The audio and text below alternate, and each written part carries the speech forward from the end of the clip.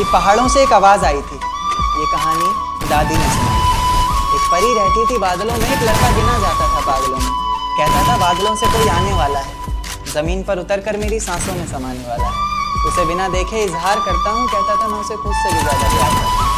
इतना सब सुनकर परी ने ज़मीन पर आने की ठानी।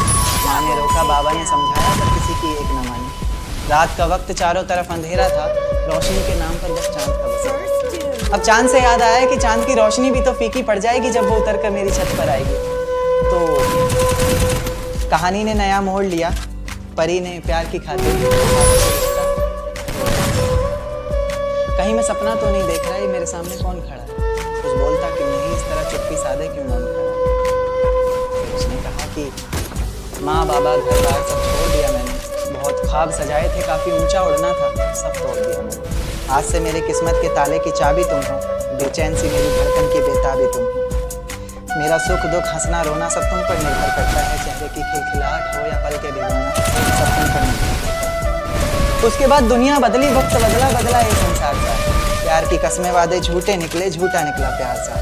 अब मोहब्बत से नहीं, उसे गालियों से पुकारता, गालियों से बस नहीं चलता, कभी हाथों से मारता। दर्द में कराती रोती बिलखती किसे पुकारती हो? अफसोस होता फैसले पर अपने, जब भी शीशे में खुद को निहारती हो। उसकी कमियां निकालता है हर वक्त, कभी खुद को खोल दे।